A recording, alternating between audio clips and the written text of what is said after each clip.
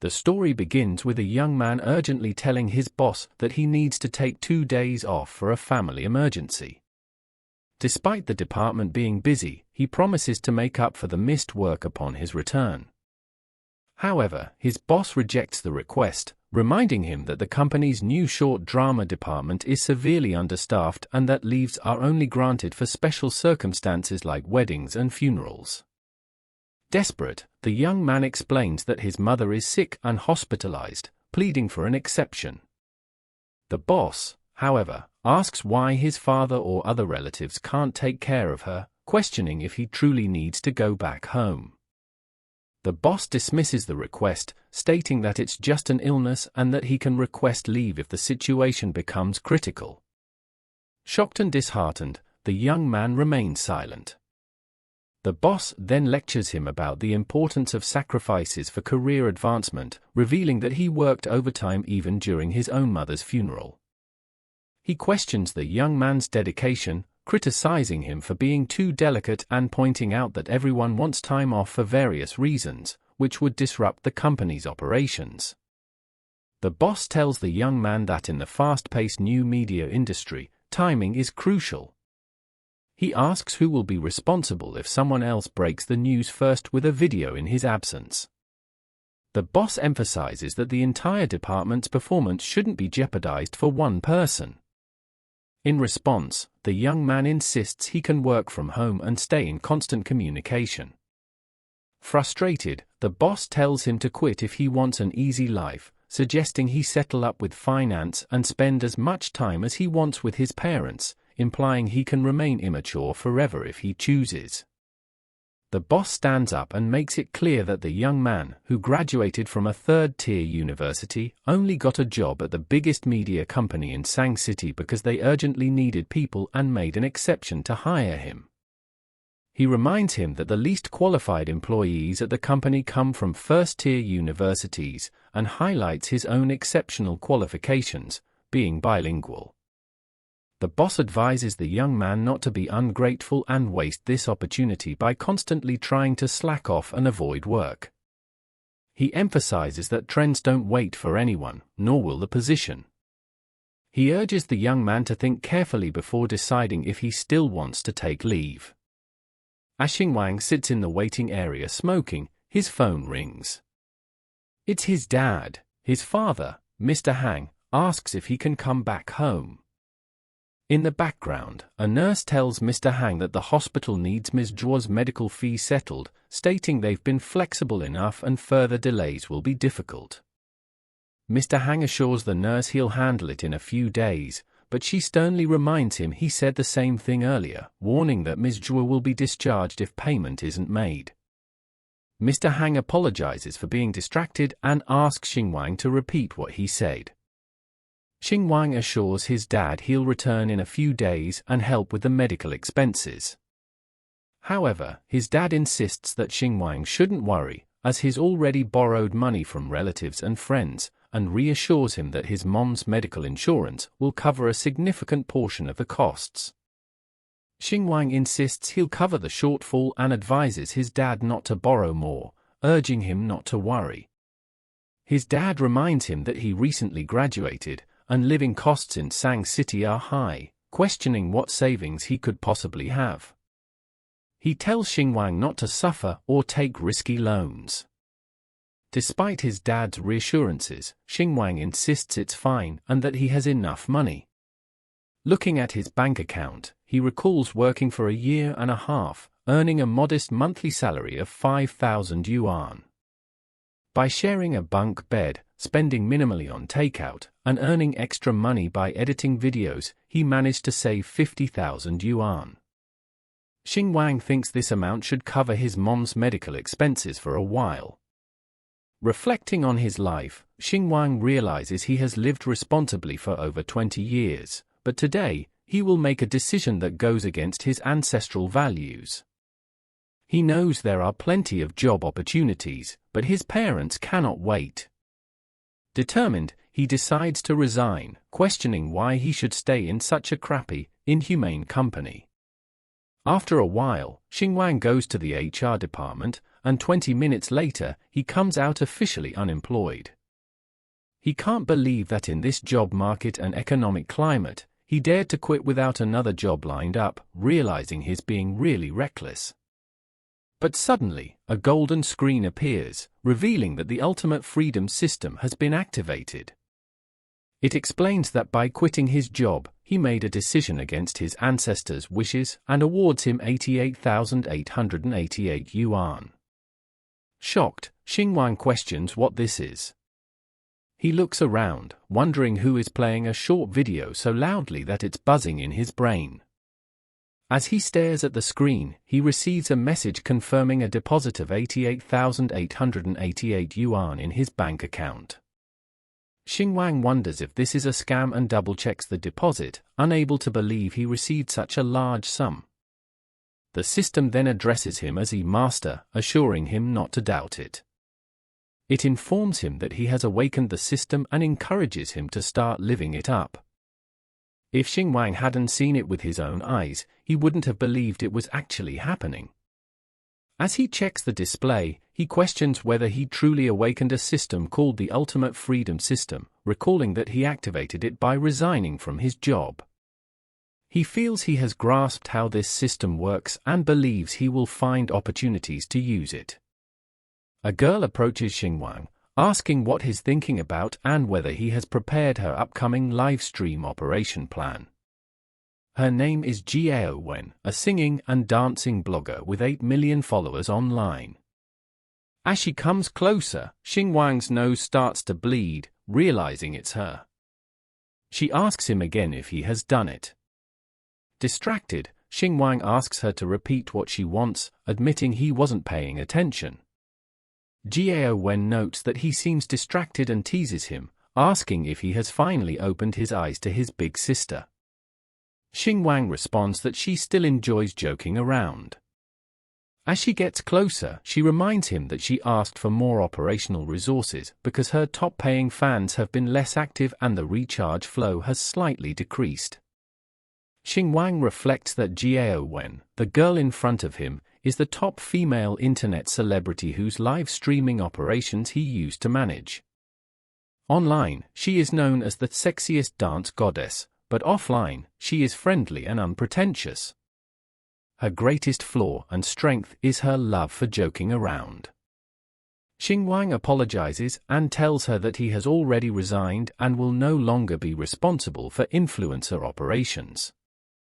He explains that the company will arrange a handover, leaving Jiao Wen confused and questioning why he resigned so suddenly. Xingwang knows that although Jiao Wen doesn't look down on others, she only gives him extra attention because he is familiar with influencer operations and is easy to talk to. He reminds himself that after resigning, everyone goes their separate ways, and there's not much else to say, thinking he has become clear-headed in this world. Jiao Wen stands in front of him, asking if he really wants to resign, as she still prefers him managing her operations and doesn't trust anyone else.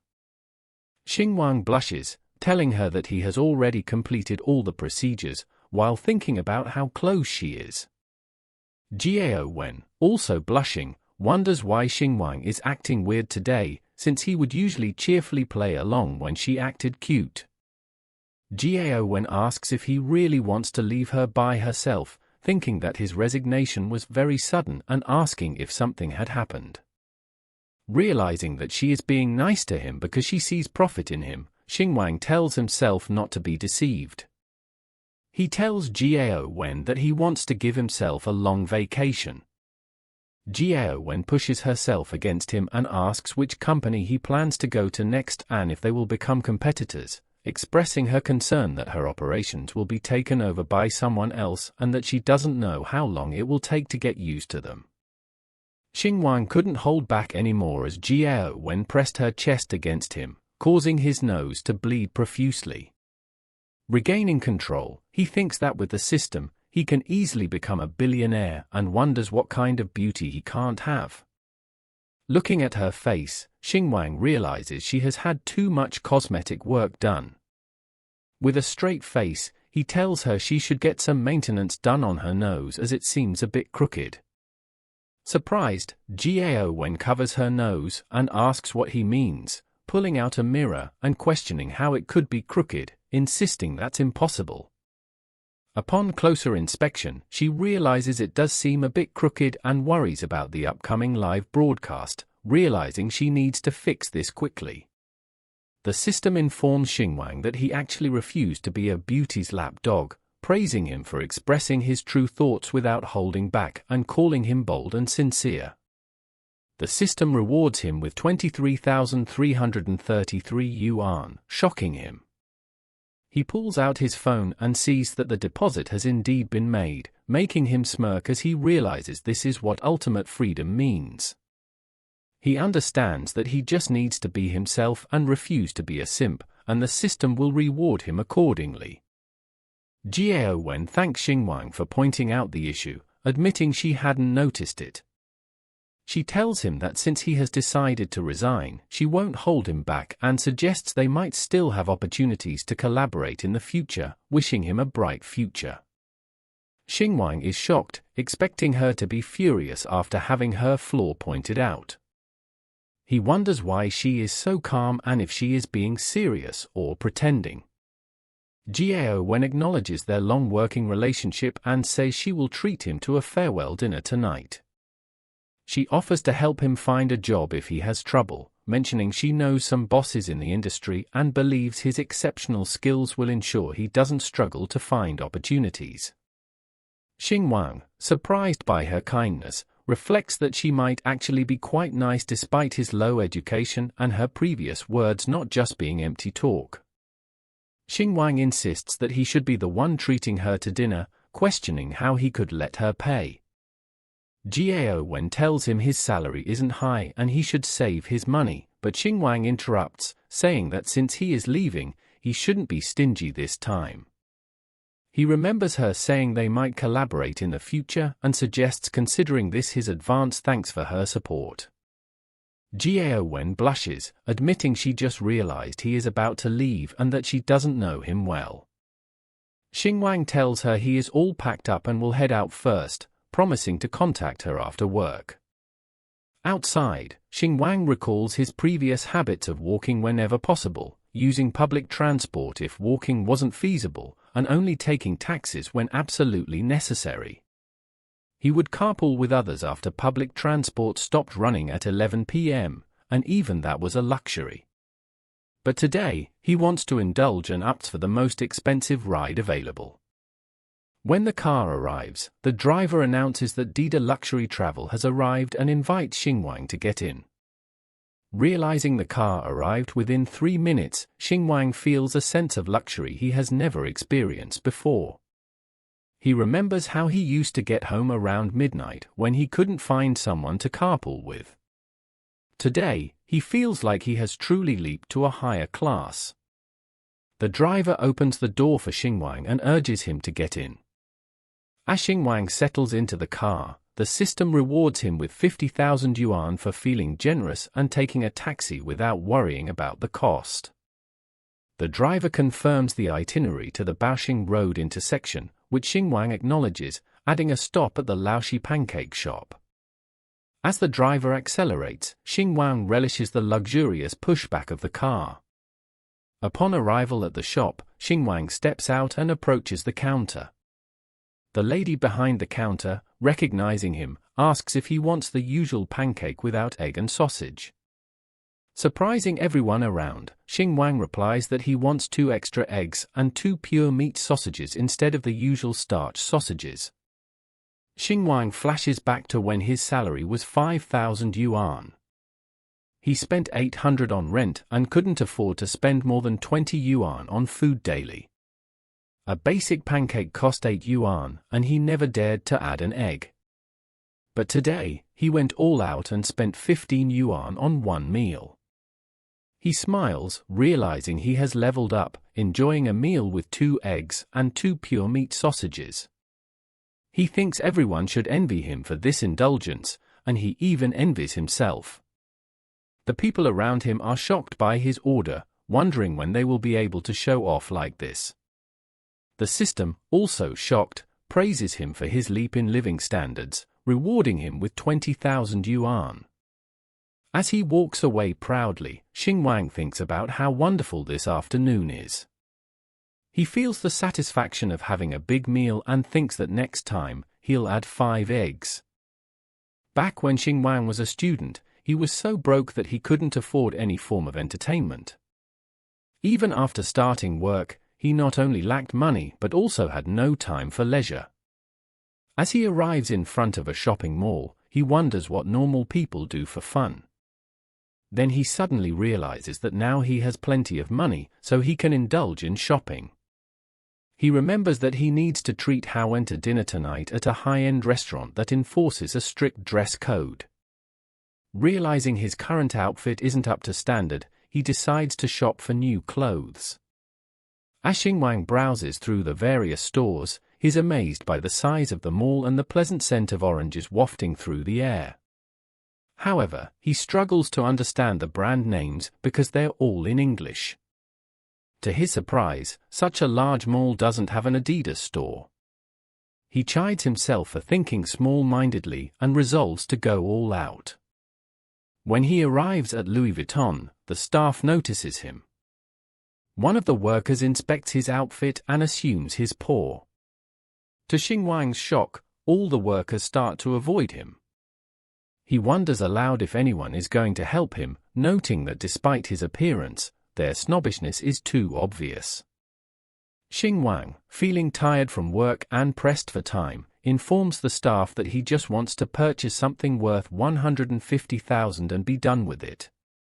Frustrated by their lack of attention, he turns to leave, saying he'll just go to Hermes next door. Hearing this, the attendants stop what they're doing and rush towards him, calling him sir and asking if he's interested in clothes or bags. One attendant suggests he wait a moment and have some tea while she brings items for him to peruse. Seeing their swift change in behavior, Xingwang can't help but smirk, realizing that money truly speaks volumes. After selecting and wearing his new outfit, he heads out, accompanied by an attendant who sees him off and another who tells him he's welcome back anytime. Xingwang notes that the service for wealthy customers in luxury stores is indeed first class, as someone even carries his bags downstairs for him. The attendant carrying the bag invites him to a jewelry appreciation event at the end of the month, and Xingwang replies that he will attend if he has time. When asked if he wants the items delivered to his residence, he declines, saying he prefers to handle things himself. The attendant bows and wishes him a good day. As Xingwang walks past a group of women, he overhears one saying to the other that there's an LV and Hermes store at Longda Plaza, and if she wants to buy those brands, she should check there. The other woman replies that it's too expensive and she can't afford it, adding that only Sister Hu is worthy of such items. She mentions that they wouldn't dare buy luxury goods at a boutique and can only purchase through agents. Hearing their conversation, Xingwang glances at his purchases and acknowledges that they are indeed expensive. The system, surprised, notes that Xingwang has spent 3 years' worth of salary in one go and completed the achievement of making his first significant expenditure.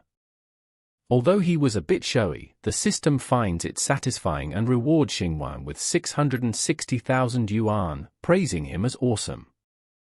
Realizing that spending more leads to earning more from the system, Xingwang understands he is just a step away from becoming a millionaire. Motivated, he knows he needs to keep working hard. Working hard my ass, bro is living the dream life everyone wants. At the Lingwei Western restaurant, Xingwang arrives in his bright, luxurious new clothes.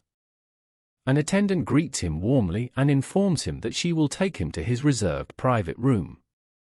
Realizing he has arrived a bit early, he appreciates the attendant's warm smile as she explains that the private room for distinguished guests has a separate area where he can rest, have some desserts, and wait for his friends.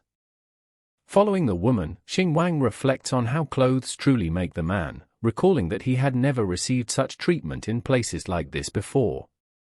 When they reach the area, the attendant shows him to the separate room and points out the desserts and tea on the table. She tells him he can help himself to the food and reminds him that if he needs any service, he can simply ring the bell. As he walks into the room, the attendant bows, assures him she won't disturb his rest, and wishes him an enjoyable meal. Looking through the glass window, Xingwang marvels at the view from the 40th floor, a sight he had never seen before. He realizes that with money, he can enjoy the best services and access heights unreachable by others. His long-held fantasies are finally coming true.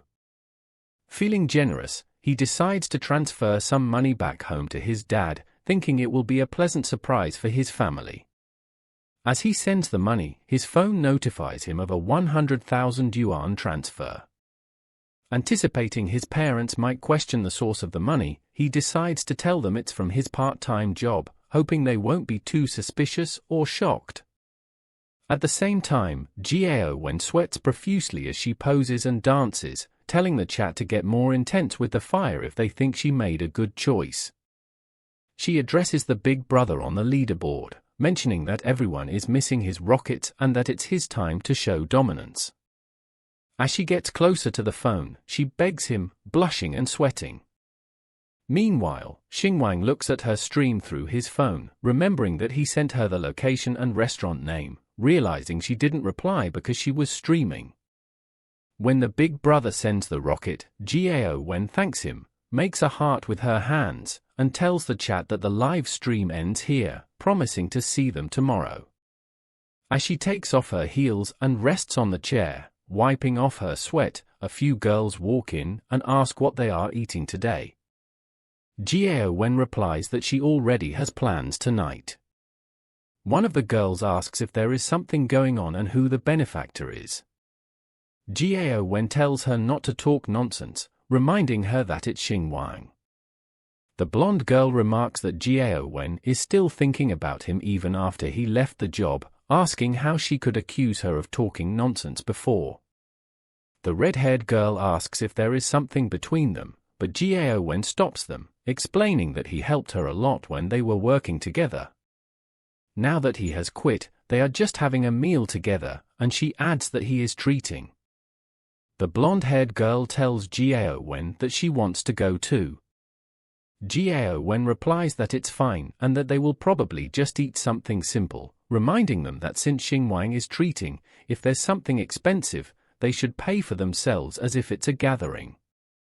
The blonde-haired girl agrees, saying she's okay with it and will treat herself after a long day. She then asks Shinno, the red-haired girl, if she wants to come too. Shinno agrees, stating it's only right and that they shouldn't take advantage of others.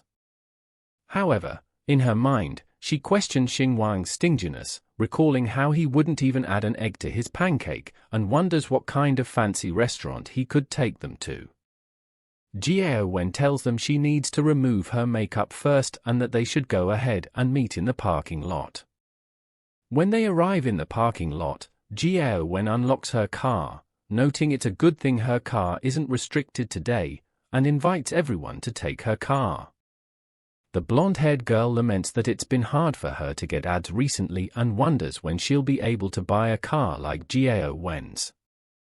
Jiao suggests she become a dance streamer, but the blonde-haired girl freaks out, denying it, knowing how tiring it is and admitting she doesn't have the stamina to dance from morning till evening like Jiao. She tells Jiao that she's just waiting for a kind big brother from the leaderboard to pull her out of this situation. Shinno tells Zhongqingqing that she's overthinking, saying in their industry, it's good enough not to get taken advantage of by big brothers, let alone expecting to be saved by one. Qingqing questions if she can't even dream a little, to which Shinno replies that it's fine to dream all she wants, while internally questioning if Qingqing really believes Jiao bought her fancy car just by dancing. Shinno suspects Jiao must have slept with many big brothers on the leaderboard and wonders how she could be the company's top performer with just her looks. Shinno then asks Jiao where they are having dinner. Jiao checks her phone and is shocked by what she sees. Watching her reaction, Shinno smirks, internally questioning if Jiao is that shocked because the place is too shabby. Jiao tells them that the restaurant is Lingwei, to which Qingqing asks if it's the same name as the popular restaurant. Jiao Wen confirms that it's the one in the Jingwu building. Qingqing, astonished, asks if it's really the super famous Michelin 3-star restaurant, remembering that the place costs at least 3,000 per person and is very hard to get a reservation. She wonders aloud if Xingwang really hit it big and got promoted, which is why he quit. Xinno suggests it might just be a restaurant in the same building, reminding them that some people like to post nearby locations to show off and confuse others. Jiao Wen tells her not to judge so quickly, insisting that she knows Xingwang isn't that kind of person. However, Xinno internally brushes it off, thinking Xingwang might get embarrassed soon. Jiao Wen encourages them to just go and see for themselves as they get into the car and drive off. On the road, Qingqing comments on the stability and strong shock resistance of the Audi, contrasting it with her second-hand Mini, which is all bumpy. Xinno reminds her that she has many wealthy followers in her live stream and that, as a beautiful blogger, she should be able to get some of those resources. Xinno then demonstrates, in a sexy voice, how Qingqing can pull on her collar a bit and use a softer voice, suggesting that whether it's beauty or dance, she should lower her standards a bit. She assures Qingqing that big shots will send her rockets, and she won't have to worry about ads anymore. Blushing, Qingqing tells Xinno to stop it, as her live stream only has female fans. Xinno changes her tone and asks who wouldn't want to earn money properly if they could. She adds that if a rich guy truly wanted to marry her, she would become a full-time housewife right away. With a gloomy voice, Xinno asks Jiao Wen why she is silent and questions if she is looking down on her. Jiao Wen replies that she just thinks that if they are together for a momentary attraction and not financially independent, they'll be at a disadvantage and have no say at home. She explains that how a guy gets with them might be the same way he gets with someone else, and as long as there's money, there will always be young girls around. She doesn't want to guard against that every day. Xinno asks Jiao Wen if that is really what she thinks, internally telling her to stop pretending to be high and mighty, considering that her dances in a live stream are more provocative than anyone else's. Jiao Wen responds that she just wants to be self-reliant and earn as much as she can while she still can, reminding them that men can betray them, but money won't. As they arrive at the parking area of the restaurant, they step out of the car. Qingqing asks Jiao Wen if they shouldn't double-check, noting that even with her high monthly income, she might not be willing to spend it here. Qingqing wonders what if Xingwang got the wrong address. Xinno doubles down, telling Jiao Wen to confirm, as it would be embarrassing to go to a high-end restaurant and leave without a reservation. She reminds them that if someone recognizes them and posts a video online, they will lose followers. Jiao Wen agrees to call Xingwang. After the phone rings for a while, Xinno questions if there's still no answer and internally smirks, thinking it's Jiao Wen's fault for hanging out with show-offs and getting dragged into this. Jiao Wen thinks that Xingwang might be busy, but Xinno, with a fake smile, suggests that maybe something came up and Xingwang couldn't answer. She questions if he would intentionally mess with her and suggests they go upstairs first, internally eager to see what the top one looks like. Hopping into the elevator, Jiao Wen confirms that they should go upstairs first, while internally noting that Lingwei is expensive. She knows that even though she can afford it, Xingwang's salary level is usually very frugal. Jiao Wen knows that Lingwei would be a huge expense for Xingwang and wonders if he could be joking. If that were the case, she'd have to pay for the meal. As they arrive at the floor, Jiao Wen peeks through the entrance, waiting for Xingwang. She looks at her phone, questioning why he isn't answering yet. To her surprise, the attendant from before greets them and asks if they have a reservation. Jiao Wen stutters, but Xinno answers for her, confirming they do have a reservation. Jiao Wen tells the attendant that it should be under Xingwang's name. Xinno smirks, internally recalling that an operations job at Xingwang's company pays 5,000 yuan a month, and one meal here would cost him at least 3 months' salary. She is eager to see how Wen would handle this situation. The attendant tells them to follow her, mentioning that Xingwang has been waiting for them for a long time. This surprises Shinno, who questions if this is really happening. Thank you guys for watching till the end. If you liked the video, please leave a like and subscribe, and I'll see you in the next one.